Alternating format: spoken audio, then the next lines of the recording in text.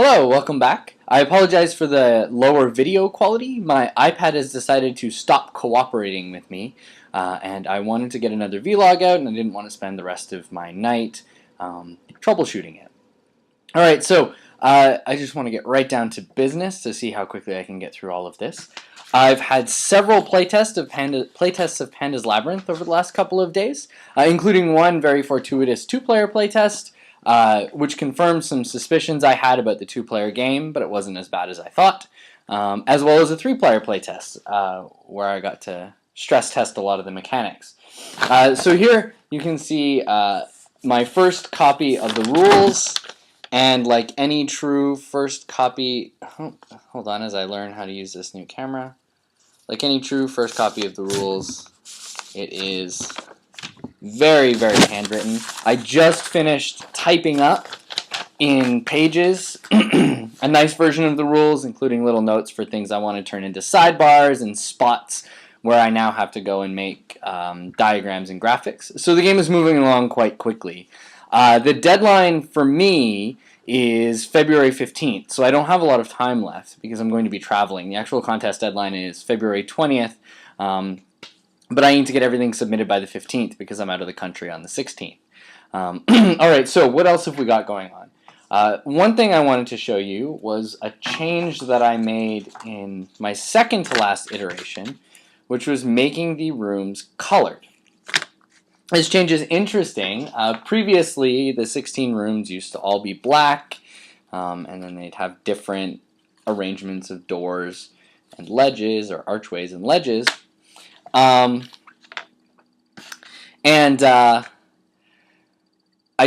made them colored. The colors are coded to the distribution of entryways. So all of the blue ones are shaped like this. They have a door here, and they have a wall on the back, and they have two ledges cutting across.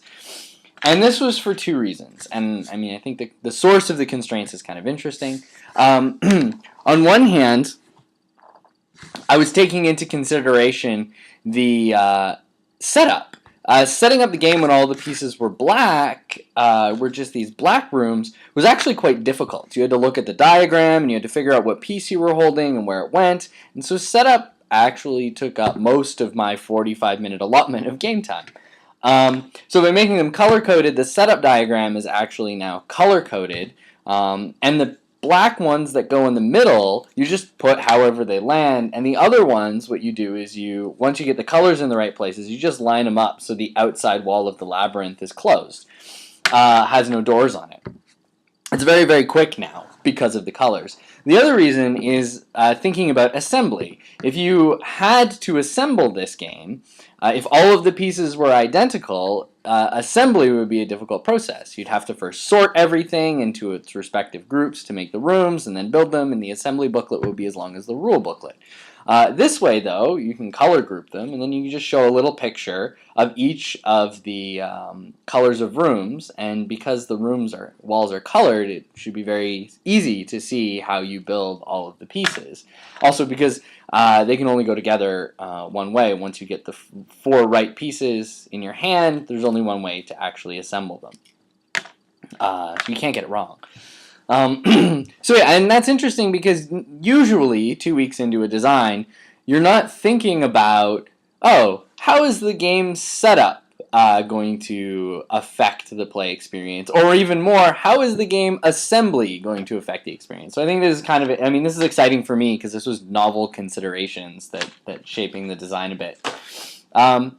Yeah, and the other thing that changed, the other big thing that's changed since I last talked about the game is the dice. The dice have been delegated as purely action point counters. You use one to count the action points on your mage and one to count the action points on your familiar. These dice are never rolled. They used to be rolled to determine your action points, but that was too chaotic. Some players could just get really unlucky and end up with hardly a turn. And then they were rolled just to see if the panda would move, but we were finding that the panda wasn't moving enough. So I decided the panda moves every turn, all the time, and I lowered the impact of the panda. Since it's moving around a lot, It's going to hit people more frequently, so I couldn't have it knocking you out of the game effectively. So that's big change number 1, is the dice are now just action point counters. Big change number 2 came from my second to last playtest. So 2 versions ago, this dragon coin was a desirable thing to get because it gave you an extra card in hand and let you cast 1 spell for free on your turn. Sounds pretty nice. It wasn't powerful enough, though, for people to fight over it. Once a player got it, other players just went about their own business, right? You didn't see the player with the dragon coin and go, oh yeah, I need to have that now.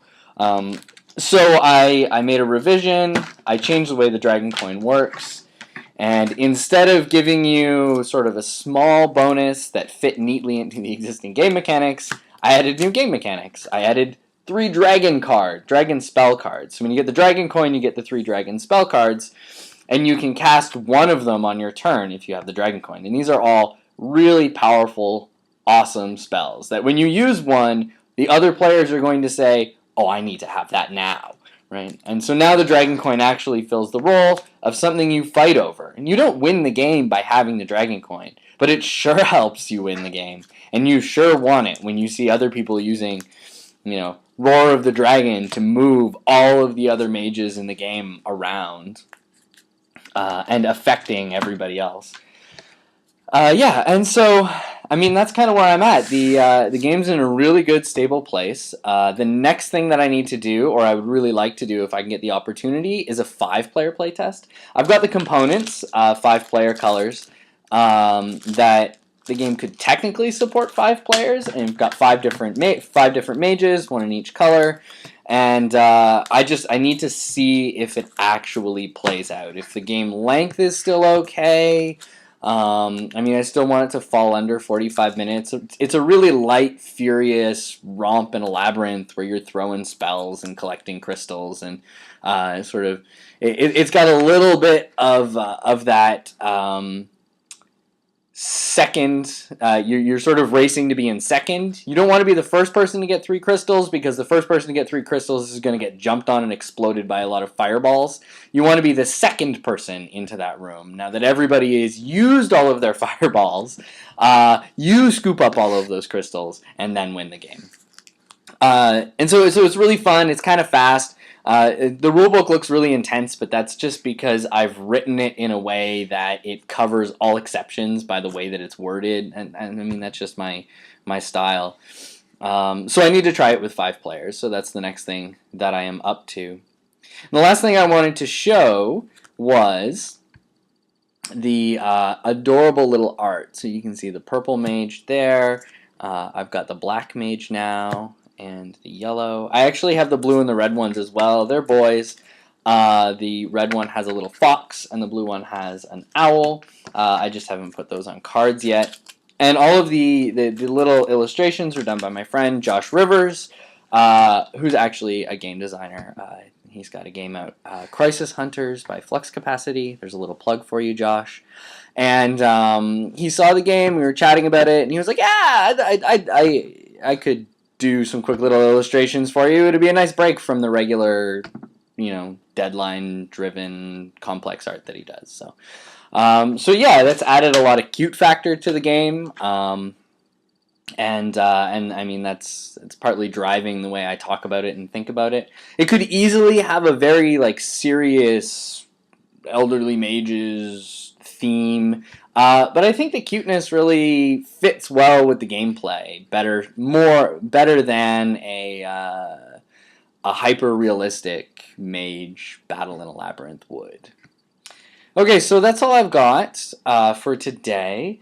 I am now going to continue working on my rules. Oh, the last thing I want to say is I've solved my shipping problem. It turns out that because of the way these are built, I can collapse them and stand them back up. And they can stand back up, and they retain a lot of their structural integrity. So it will be easy for me to send this in an envelope to the Nerd Nighters so that it can be tested by all of the judges. I'm really excited about that. I was worried that I was going to need to send a copy of the game in a ridiculously large box But fortunately, I can collapse the rooms, and so I just have to figure out how many sets of this that I need to construct and where they need to go.